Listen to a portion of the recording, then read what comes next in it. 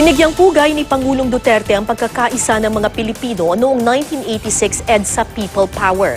Pero bagamat tama raw ang nabumaliktad ang militar noon, hindi raw dapat sa mga politiko ibinigay ang kapangyarihan. May nustugong si JP Soriano.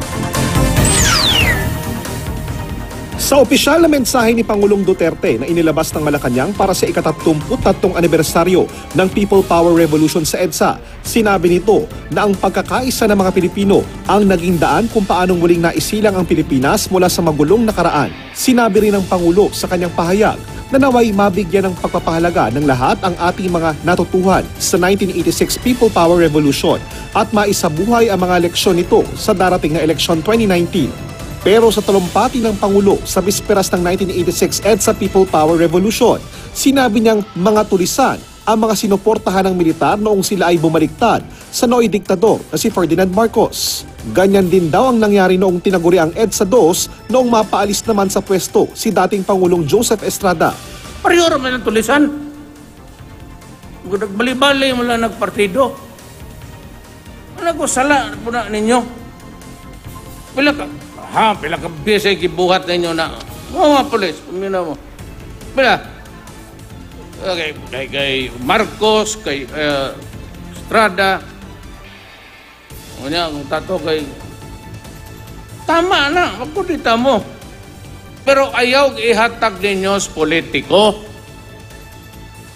Pangita mo napo kabuk bright, military man, policeman o kanang mga executive diya nga nagtrabaho yun o tinarong, kuhaan ninyo na tagain ninyo poder, murag kongreso, suportahin ninyo. Sinabi ito ng Pangulo habang kasama sa entablado dito sa Cebu City ang mga sinusuportahang kandidato ng PDP laban para sa eleksyon 2019. Kabilang na ang isa sa mga guest candidate na si Ilocos Norte Governor Amy Marcos. Si Governor Marcos ay anak ni dating Pangulong Marcos at kasamang na-exile sa Hawaii matapos ang 1986 People Power Revolution.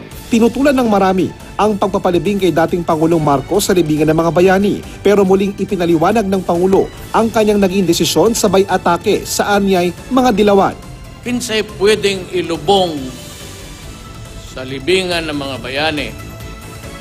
Una, mga sundalo. Ikaduha, mga presidente sa Pilipinas. Period. Kaning mga yelo-yelo, mayroong yelo kay natunaw na mga Sa ilalim ng rehimeng Marcos, mahigit 3,200 ang naitalang biktima ng extrajudicial killings. Libo-libo ang tinorture, ikinulong at nawala. Idagdag pa ang sinasabing kayamanang kinamkam noon ng mga Marcos mula sa gobyerno, tinatayang umabot sa 10 bilyong dolyar. Ang mahigit 2 dekadang diktadurya ni Marcos nagtapos sa 1986 EDSA People Power Revolution. Tumanggi naman si Governor Amy Marcos na magbigay ng pahayag. Ilang beses ding sinubukan ng GMA News na kunin ang kanyang panig dito sa Cebu. Kaugnay naman sa pahayag ng Universidad ng Pilipinas na nagsasabing walang record ang UP na nagtapos si Amy Marcos ng bachelor's degree maging law degree sa UP.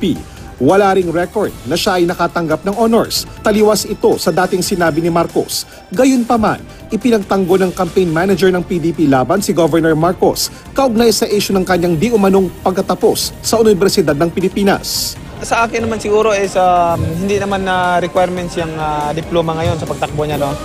Ang kailangan ngayon is ang kailangan ng taong bayan ngayon ay marinig kung ano yung plataforma mo, ano yung gagawin mo para sa patuloy na pagbabago sa ating bansa. Dito sa Plaza Independencia sa Cebu City, ginanap ang campaign rally ng PDP Laban gabi nitong linggo.